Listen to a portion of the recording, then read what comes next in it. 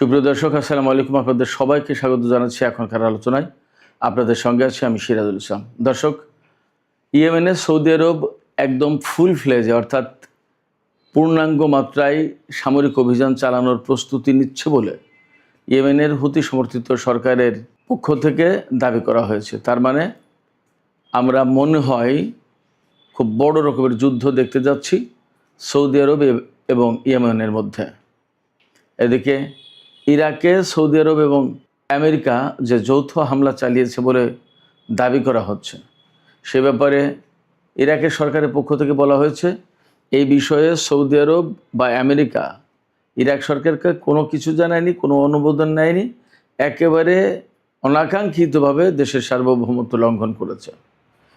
এদিকে ইরাকের যে প্রতিরোধকামী সংগঠনের উপরে তারা হামলা চালিয়েছে, তাদের পক্ষ থেকে আজ 31 জুলাই একটি ব্যালিস্টিক ক্ষেপণাস্ত্র উন্মোচন করা হয়েছে, যার পাল্লা 1650 কিলোমিটার। তার মানে পুরো সৌদি আরব ইরাকের এই ক্ষেপণাস্ত্রের আওতায়। ইরাক থেকে সৌদি আরবে হামলার আশঙ্কা যথেষ্ট বলে মনে করা হচ্ছে। এদিকে হরমুজ প্রণালীতে ইরান আরও 2টি তেল ট্যাঙ্কারে হামলা চালিয়েছে, যে ট্যাঙ্কারগুলো আমেরিকার বিমান বাহিনীর সহায়তায় হরমুজ প্রণালী পার হচ্ছিল। যে পথ দিয়ে জাহাজ দুটি যাচ্ছিল সেই রুট বেসিক্যালি ইরান অনুমোদিত না। এছাড়া 4টি তেল ট্যাঙ্কার ইরানি হামলার পর ফিরে গেছে। ইসরায়েলের প্রধানমন্ত্রী বেনিয়ামিন নেতানিয়াহু অভিযোগ করেছেন নিউ ইয়র্কের মেয়র জোহরান মামদানি তিনি নাকি হামাস, হিজবুল্লাহ এবং ইরানকে পৃষ্ঠপোষকতা দেন। আর একটা খবরের হেডলাইন বলে আমি বিস্তারিত আলোচনায় চলে যাই। সেটি হচ্ছে ইউক্রেনকে আমেরিকা পেট্রিয়ট ক্ষেপণাস্ত্র প্রতিরক্ষা ব্যবস্থা তৈরির লাইসেন্স দিতে চেয়েছিল, সেইটা আর দেবে না বলে খবর বের হয়েছে। তো সুপ্রিয় দর্শক, আমি এতক্ষণ যে বিষয়গুলো বললাম এই বিষয়গুলো নিয়েই বিস্তারিত আলোচনা করার চেষ্টা করব। আশা করি আলোচনা ভালো লাগবে, আর যদি ভালো লাগে তাহলে শেষ পর্যন্ত সঙ্গে থাকবেন, আর ভিডিওতে লাইক, কমেন্ট, শেয়ার করে চ্যানেলটির সাথেই থাকবেন। দর্শক, চলুন আমরা বিস্তারিত আলোচনা করি। ইয়েমেনের হুতি আনসারুল্লাহ আন্দোলনের প্রধান আব্দুল মালেক আল হুতি তিনি এক কড়া বক্তৃতা দিয়েছেন, ভাষণ দিয়েছেন জাতির উদ্দেশ্যে। সেই ভাষণে তিনি জানিয়েছেন যে সৌদি আরব সম্ভবত ইয়েমেনের বিরুদ্ধে সর্বাত্মক অভিযান চালাতে যাচ্ছে, এবং এই অভিযানটা স্থল, আকাশ এবং সমুদ্র 3 পথেই হতে পারে।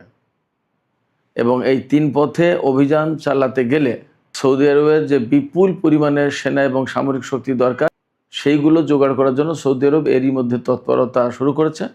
এবং ইয়েমেনের পূর্বাঞ্চলে অর্থাৎ হুতি নিয়ন্ত্রিত এলাকার বাইরে যে সমস্ত সৌদি সেনা মোতায়েন ছিল তাদেরকে সৌদি আরব ইয়েমেন সীমান্ত যেটা পশ্চিম দিকে, ওদিকে সরিয়ে নেওয়া হয়েছে।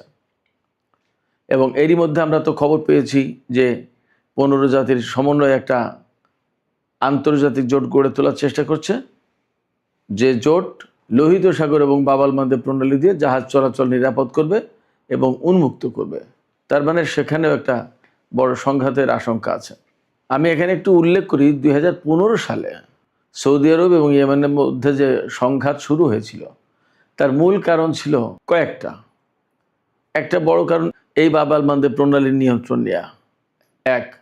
2 হচ্ছে যে তখন ইয়েমেনের এই হুতিদেরকে শিয়া সম্প্রদায় বলে এই দ্বন্দ্বটাকে শিয়া সুন্নি দ্বন্দ্ব হিসেবে চালিয়ে দেওয়ার চেষ্টা করেছিল, বিশেষ করে পশ্চিমা দুনিয়া, আমেরিকা। এর পেছনে সবচেয়ে বড় যে কারণ ছিল সেটা হচ্ছে এই যে হুতি আনসারুল্লাহ আন্দোলন, যেটা এই হুতি আনসারুল্লাহ আন্দোলন বেসিক্যালি ইরান সমর্থিত। এদের প্রতি ইরানের সমর্থন আছে। কারণ হচ্ছে যে এই সংগঠনটা ইসরায়েল এবং আমেরিকার বিরুদ্ধে খুব শক্তভাবে দাঁড়িয়েছে অনেক আগের থেকেই, যার কারণে এদের প্রতি ইরানের সমর্থন ছিল।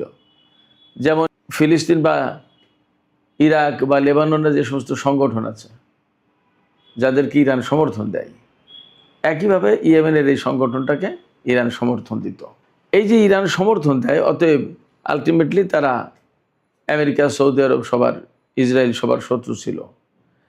এই শত্রু থাকার কারণে 2015 সালে মূলত তারা ইয়েমেনের বিরুদ্ধে অভিযান চালায় এবং এক্ষেত্রে সৌদি আরবকে সামনে রাখে, যাতে শিয়া সুন্নির দ্বন্দ্বটা জায়েজ করানো যায়, দেখানো যায় যে সত্যিকার অর্থেই শিয়া এবং সুন্নিদের মধ্যে সংঘাত চলছে মধ্যপ্রাচ্যে। কিন্তু মূল বিষয়টা ছিল এই বাব আল মানদেব প্রণালী এবং লোহিত সাগরের নিয়ন্ত্রণ যাতে সৌদি আরব, ইসরায়েল, আমেরিকা এদের হাতে থাকে। কিন্তু বাস্তব কথা হচ্ছে 2015 সাল থেকে 2021 সাল পর্যন্ত 6 বছর 7 বছর যুদ্ধ করেও ইয়েমেনের হুতি আনসারুল্লাহ আন্দোলন সমর্থিত যে সরকার বা সামরিক বাহিনী তাদেরকে পরাজিত করতে পারেনি। এবং এই হুতি গেরিলাদের অনেকেই সামরিক প্রশিক্ষণপ্রাপ্ত, তারা সৌদি আরবের বিরুদ্ধে বড় বড় অভিযান পরিচালনা করেছে। আজকে যখন ইয়েমেনের বিরুদ্ধে সৌদি আরব বড় রকমের অভিযান পরিচালনা করবে বলে প্রস্তুতি নেওয়ার খবর পাওয়া যাচ্ছে, তখন ইয়েমেনের পক্ষ থেকে ঘোষণা দেওয়া হয়েছে সৌদি আরবের বিরুদ্ধে অন্তত 10 লাখ ইয়েমেনি, সশস্ত্র ইয়েমেনি লড়াই করবে। তারা সেইভাবে প্রস্তুতি নিচ্ছে। সেক্ষেত্রে যদি এ ধরনের সংঘাত হয় তাহলে এ কথা একেবারে নিশ্চিতভাবে বলা যায়, একদম জোর দিয়ে বলা যাচ্ছে যে ভয়াবহ রক্তপাত হওয়ার সম্ভাবনা আছে সৌদি ইয়েমেন এই সংঘর্ষে এবং মধ্যপ্রাচ্যে।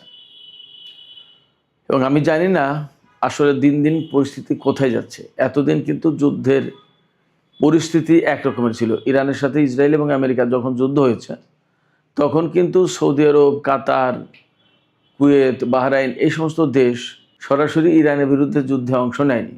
এখন যুদ্ধের আপাতত দৃষ্টিতে যখন তীব্রতা কমে এসেছে বলে আমরা ধরতে পারি, অনেক ক্ষেত্রেই বলা হচ্ছে যে মধ্যপ্রাচ্য থেকে, বিশেষ করে পারস্য উপসাগরীয় দেশগুলো থেকে আমেরিকা সেনা প্রত্যাহার করে নেবে কিনা বা কোনো কোনো জায়গা থেকে সেনা প্রত্যাহার করেছে বলে খবর পাওয়া যাচ্ছে। এইরকম একটা সময় সৌদি আরব ইরাকে হামলা চালালো এবং ইয়েমেনের সাথে দ্বন্দ্বে জড়িয়ে গেল।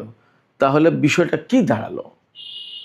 তাহলে ব্যাপারটা কি আমেরিকা সৌদি আরবকে এই মধ্যপ্রাচ্যের যুদ্ধে জড়িয়ে দিয়ে আস্তে আস্তে সে এখান থেকে সরে পড়তে চায় কিনা, নাকি সৌদি আরবকে জড়িয়ে দিয়ে মধ্যপ্রাচ্যে বৃহত্তর একটা দ্বন্দ্ব সংঘাত লাগিয়ে দিতে চাই? আসলে কোন পলিটিক্স, কোন পলিসি যে কাজ করছে বলা মুশকিল, বোঝা মুশকিল। যে সময় ধারণা করা হচ্ছিল বা আলাপ আলোচনা চলছিল যে সৌদি আরব, পাকিস্তান, তুরস্ক, কাতার, ইরান এরা মিলে একটা আঞ্চলিক জোট গঠন করতে পারে, ইরান যদি নাও থাকে তাহলে এই দেশগুলো একটা আঞ্চলিক জোট গঠন করতে পারে এবং মধ্যপ্রাচ্যের স্থিতিশীলতা ফিরিয়ে আনতে এই জোটটা বিরাট কার্যকরী ভূমিকা পালন করবে। সেই জায়গায় সৌদি আরব এখন এমন একটা জোট গঠন করতে যাচ্ছে বলে আন্তর্জাতিক এবং দেশীয় গণমাধ্যমে খবর বের হচ্ছে, আমাদের দেশীয় গণমাধ্যমে খবর বের হয়েছে যে জোট ইয়েমেনের বিরুদ্ধে লড়াই করতে যাচ্ছে বলে আশঙ্কা করা হচ্ছে।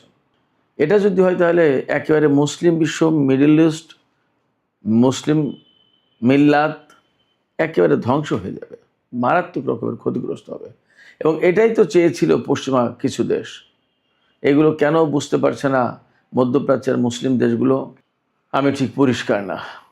যাই হোক, আমরা আর একটা প্রসঙ্গে আলাপ করি। এই মধ্যপ্রাচ্যের আলোচনায় যখন হচ্ছে তখন বলি যে ইরাকের প্রতিরোধকামী সংগঠন হাসতাস সাবি, যেটা পপুলার মোবিলাইজেশন ইউনিট, তাদের পক্ষ থেকে আজকে একটি ক্ষেপণাস্ত্র প্রদর্শন করা হয়েছে এবং উন্মোচন করা হয়েছে, যে ক্ষেপণাস্ত্রের পাল্লা 1650 কিলোমিটার। এটা ব্যালিস্টিক ক্ষেপণাস্ত্র, 1650 কিলোমিটার দূরে আঘাত আনতে পারে। তার মানে পুরো সৌদি আরব সম্ভবত এই ক্ষেপণাস্ত্রের আওতায়। সেক্ষেত্রে খুব সম্প্রতি সৌদি আরব এবং আমেরিকা ইরাকের উপরে যে হামলা চালিয়েছে, সেই হামলার জবাব সম্ভবত ইরাকের প্রতিরোধকামী সংগঠন দিতে যাচ্ছে সৌদি আরবকে। আর মধ্যপ্রাচ্যে মার্কিন ঘাঁটিগুলো তো ইরানের হামলার লক্ষ্যবস্তু হয়ে আছেই। আজকেও আমি দুপুরে ভিডিওতে বলেছিলাম যে কুয়েতে হামলা চালিয়েছে, পরবর্তীতে জানা গেল যে বাহরাইনেও হামলা চালিয়েছে ইরান। এদিকে আজকে ইরান যে মার্কিন ঘাঁটিগুলোতে হামলা চালিয়েছে, এর বাইরেও হরমুজ প্রণালীতে কিছু ঘটনা আছে। আমেরিকার সামরিক বাহিনী, বিশেষ করে বিমান বাহিনী, তাদের বিমান শক্তি দিয়ে, বিমানের ছত্রছায়ায় অর্থাৎ বিমান নিরাপত্তা দিয়ে 2টি তেল ট্যাঙ্কারকে হরমুজ প্রণালী পার করে নিয়ে যাচ্ছিল। মূলত এই 2টি জাহাজ ওই ওমান উপকূল দিয়ে নিয়ে যাওয়ার চেষ্টা করছিল, যেটা ইরান থেকে দূরে। আর ইরান দেখিয়ে দিয়েছে যে জাহাজ চলাচল যা করবে, তাদের যে নির্দেশিত পথ, তারা যে দেখিয়ে দিয়েছে যে এই রুটে যাবে, এই রুটে যাবে, সেই রুটে যায়নি। তার মানে আমেরিকা তাদের শক্তি প্রয়োগ করে জাহাজ 2টি নিয়ে যাচ্ছিল।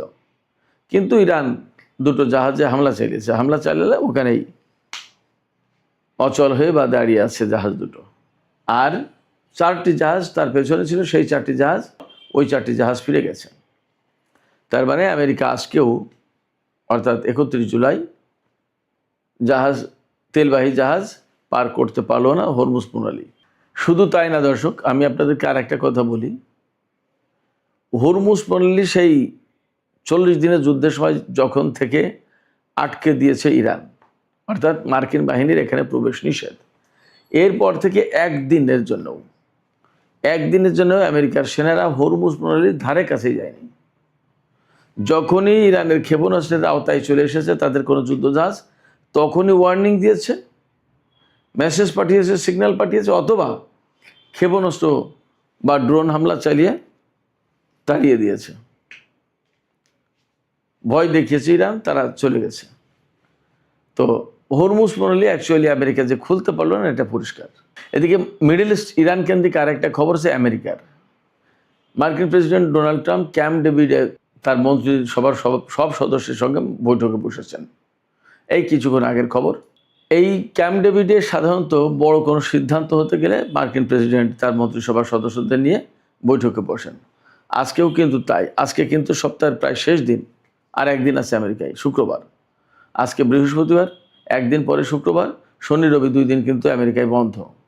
এবং ইসরায়েলের প্রধানমন্ত্রী বেনিয়ামিন নেতানিয়াহু সম্প্রতি আমেরিকা সফর করেছেন এবং ধারণা করা হচ্ছে তার এই সফরের পর আমেরিকা ইসরায়েল মিলে ইরানের বিরুদ্ধে অভিযান চালাতে পারে। তো এই যে আজকের যে ক্যাম্প ডেভিডের বৈঠক, এই বৈঠকের পর মনে করা হচ্ছে কয়েকটা কারণ হতে পারে। একটা হতে পারে ইরানের বিরুদ্ধে বড় কোনো সিদ্ধান্ত নিতে যাচ্ছে, হামলা চালাতে পারে, এটা একটা। আরেকটা হতে পারে মধ্যপ্রাচ্য থেকে মার্কিন বাহিনীকে প্রত্যাহার করার ব্যাপারেও আলোচনা হতে পারে। কোনটা আমরা শিওর না, কারণ মধ্যপ্রাচ্যে আসলে আমেরিকার জন্য অনেক বেশি ব্যয়বহুল যুদ্ধ হয়ে যাচ্ছে। এই যুদ্ধ টানা খুব কঠিন ব্যাপার। এবং এই যে এই জুলাই মাসের প্রথম দিক থেকে যে ইরান এবং আমেরিকার মধ্যে যে যুদ্ধ শুরু হয়েছে, চলছে, এই যুদ্ধে কিন্তু বিপুল পরিমাণে ক্ষয়ক্ষতি হয়েছে মধ্যপ্রাচ্যে আমেরিকার ঘাঁটিগুলোতে। অনেক বিমান, অনেক হেলিকপ্টার, অনেক ড্রোন ধ্বংস হয়েছে, ঘাঁটিগুলো তছনছ হয়েছে এবং এই সময় অনেকগুলো সেনাও মারা গেছে। শুধু সেনা মারা না, অনেক সেনা আহত হয়েছে। আজকেই দেখলাম যে তাদের 3-4 দিন আগে যে সেনা আহত হওয়ার কথা ছিল যে 624, সেই জায়গায় আজকে দেখলাম যে তারা আপডেট করেছে 653 জন মার্কিন সেনা আহত হয়েছে। তার মানে এই কয়েকদিনে আরও অনেক সেনা আহত হয়েছে।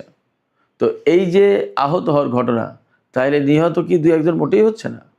ইরান কিন্তু বলেছে গতকালকে যে তারা গতকাল জর্দানের যে আল আজরাক বিমান ঘাঁটিতে হামলা চালিয়েছিল, সেখানে 3টি F-35 যুদ্ধ বিমান ধ্বংস হয়েছে, 3টি মারাত্মকভাবে ক্ষতিগ্রস্ত হয়েছে এবং অনেক অফিসার এবং টেকনিক্যাল অ্যান্ড মেইনটেন্যান্স পার্সোনাল হতাহত হয়েছে, আহত হয়েছে, নিহত হয়েছে।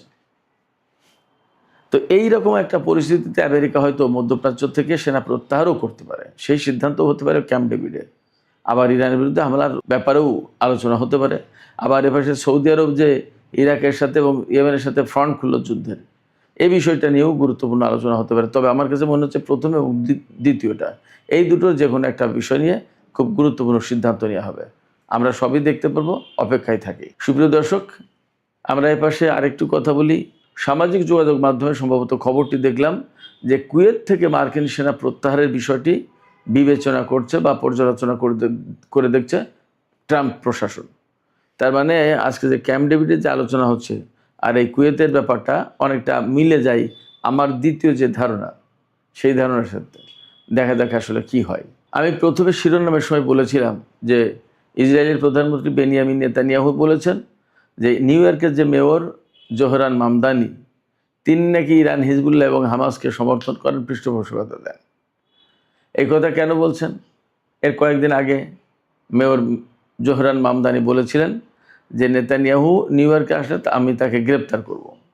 যদিও পরে মামদানি বলেছেন যে নিউ ইয়র্ক স্টেটের বা আমার মেয়র হিসেবে আসলে আমার সেই ক্ষমতা নেই, কারণ আমেরিকা ICCর সদস্য না, সেই কারণে ওই আইন আমেরিকার জন্য প্রযোজ্য না। তো ওই আইন প্রযোজ্য না হলেও নেতানিয়াহুর সাথে যে জোহরান মামদানির একটা বিরাট মানসিক দ্বন্দ্ব এবং দূরত্ব তৈরি হয়েছে, এতে কোনো সন্দেহ নেই।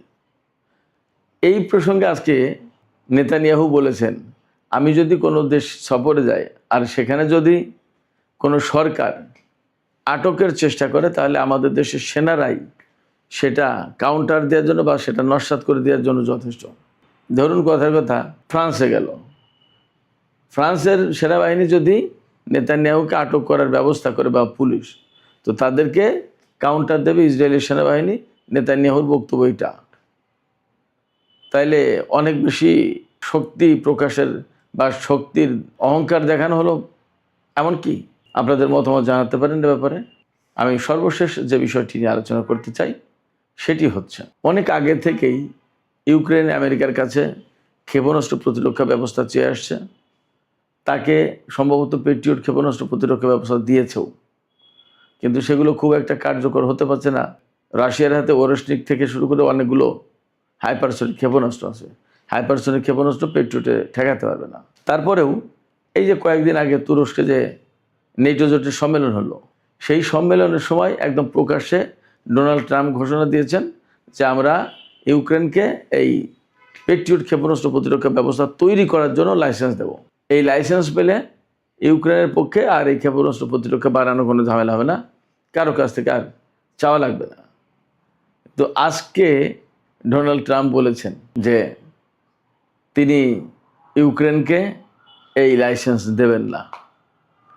তিনি প্রকাশ্যে কয়েকদিন আগে বলে গেলেন দেবেন, আর আজকে বলছেন দেবেন না। এই জায়গা থেকে আরেকবার একটা কথা পরিষ্কার হয়ে প্রমাণিত হয়, সেটা হচ্ছে যে ডোনাল্ড ট্রাম্প আসলে কাউকে কথা দিলে সেই কথা যে রাখবেন তার নিশ্চয়তা থাকে না। সুপ্রিয় দর্শক, আমি যে বক্তব্য দিলাম ট্রাম্পের এই ব্যাপারে, আমার এই বক্তব্যের সাথে কি আপনাদের কোনো দ্বিমত আছে? নাকি ট্রাম্প আসলেই বারবার ওয়াদা খেলাপ করেন, চুক্তি ভঙ্গ করেন এবং এই রেকর্ড যথেষ্টই আছে? আপনাদের মতামত জানিয়ে কমেন্টে লিখতে পারেন। আর ভিডিও ভালো লাগলে লাইক, কমেন্ট, শেয়ার করবেন এবং চ্যানেলটি সাবস্ক্রাইব করে সাথেই থাকবেন। দর্শক, এখনকার মতো আলোচনা এখানেই শেষ করতে চাই। আপনারা সবাই অনেক অনেক ভালো থাকুন। আল্লাহ হাফেজ।